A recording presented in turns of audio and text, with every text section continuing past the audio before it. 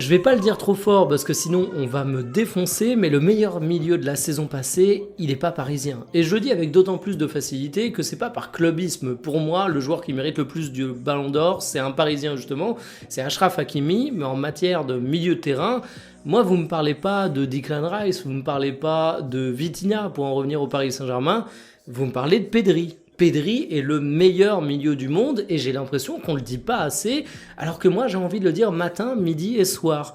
Pourquoi? Peut-être parce que Yamal prend la lumière en tant que véritable phénomène du côté du FC Barcelone. C'est un joueur qui est beaucoup commenté médiatiquement, qui est assez incontournable quand tu regardes le Barça tellement il provoque via ses dribbles. Donc peut-être que Pedri on a tendance à oublier. Peut-être qu'un joueur comme Rafinha, qui a été une véritable machine statistique en Ligue des Champions, a amené plus de commentaires. Peut-être qu'en matière de précocité, on va davantage regarder ce que fait Koubarsi en défense centrale, parce qu'il faut avouer que c'est rare de voir des joueurs aussi matures à cet âge-là, à ce poste-ci. Mais est-ce qu'on peut quand même s'arrêter sur ce que fait Pedri? Je vous montre un graphique qui vient de Datascout. Vous pouvez faire des graphiques comme ça sur tous les joueurs sur leur site, c'est à essayer gratuitement.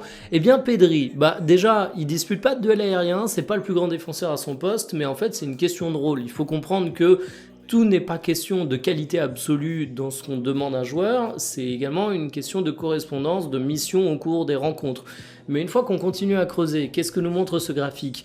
On se rend compte que la pression dépasse, c'est à peine au-dessus de la moyenne. Oui, mais normal, il est 1000 fois plus progressif que les joueurs qui évoluent aussi ici, et il est le top du top pour faire jouer ses passes dans la surface. Alors à côté de ça, il dribble mieux que personne à son poste, il fait progresser le jeu balle au pied, il claque des buts et des passes décisives, et ce que vous voyez pas dans ce graphique, c'est qu'il ajoute à ça, Pedri, un volume de jeu qui est absolument monumental, que ce soit via les courses en termes de kilomètres, via les moments où il fait des sprints à haute intensité, et surtout, il a 22 ans, on a tendance à l'oublier, c'est extrêmement jeune, et pourtant Pedri, j'ai l'impression qu'il joue comme un mec de 35 ans.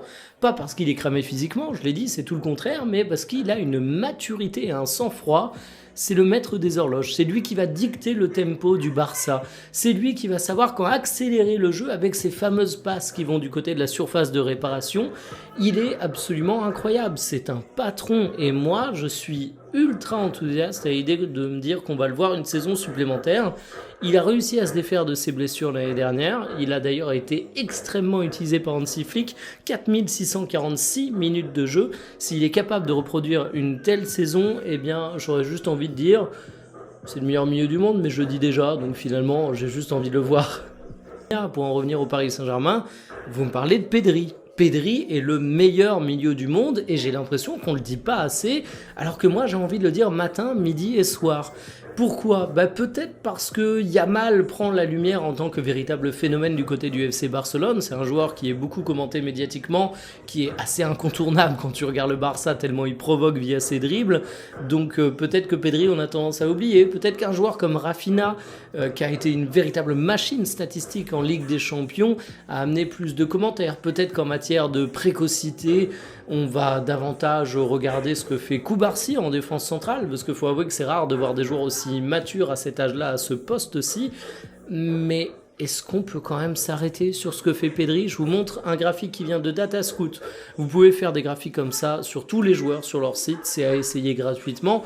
Eh bien Pedri, déjà, il dispute pas de duel aérien, c'est pas le plus grand défenseur à son poste, mais en fait c'est une question de rôle. Il faut comprendre que tout n'est pas question de qualité absolue dans ce qu'on demande à un joueur, c'est également une question de correspondance, de mission au cours des rencontres.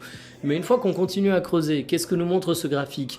On se rend compte que la pression dépasse, c'est à peine au-dessus de la moyenne. Oui, mais normal, il est 1000 fois plus progressif que les joueurs qui évoluent aussi ici, et il est le top du top pour faire jouer ses passes dans la surface. Alors à côté de ça, il dribble mieux que personne à son poste, il fait progresser le jeu balle au pied, il claque des buts et des passes décisives, et ce que vous voyez pas dans ce graphique, c'est qu'il ajoute à ça, Pedri, un volume de jeu qui est absolument monumental, que ce soit via les courses en termes de kilomètres, via les moments où il fait des sprints à haute intensité, et surtout, il a 22 ans, on a tendance à l'oublier, c'est extrêmement jeune, et pourtant Pedri, j'ai l'impression qu'il joue comme un mec de 35 ans.